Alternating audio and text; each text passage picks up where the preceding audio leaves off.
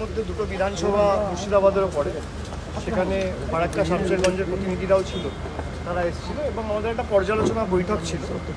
যেহেতু নির্বাচন চলছে এবং তৃতীয় দফায় মালদা দক্ষিণ এবং মালদা উত্তরের ভোট রয়েছে, তো ইলেকশন কমিটির সদস্য সহ প্রার্থী সহ সব বিধায়ক, নির্বাচিত জনপ্রতিনিধি, ব্লকের সভাপতি, পঞ্চায়েত সমিতি, জেলা পরিষদ মেম্বার সকলেই ছিলেন এবং গ্রাম পঞ্চায়েত স্তরে হয়তো আমরা সবাইকে ডাকতে পারিনি।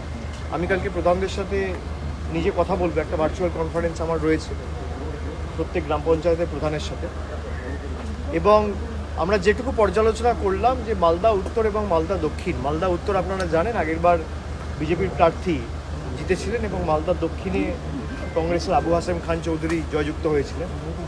এবারে যেভাবে বিশেষ করে 2021-এ যা ফল আমরা দেখেছি, মালদা এবং মুর্শিদাবাদ জেলায় যে ফল তৃণমূলের হয়েছে এবং যেভাবে মানুষ আশীর্বাদ করেছে তৃণমূল কংগ্রেস প্রার্থীদের, এবং তৃতীয়বার আমাদের নেত্রী এবং মুখ্যমন্ত্রী মমতা বন্দ্যোপাধ্যায় মুখ্যমন্ত্রী হওয়ায় যে অবদান মালদা জেলার এবং মুর্শিদাবাদ জেলার রয়েছে, সেটা কার্যত অনস্বীকার্য।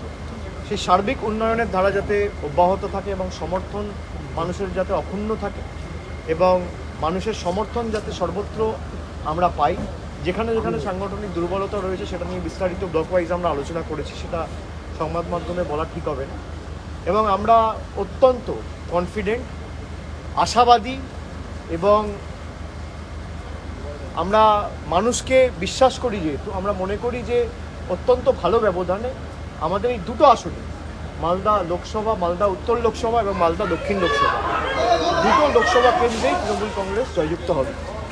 কী হয়েছে? অসুস্থ হয়ে গেছে?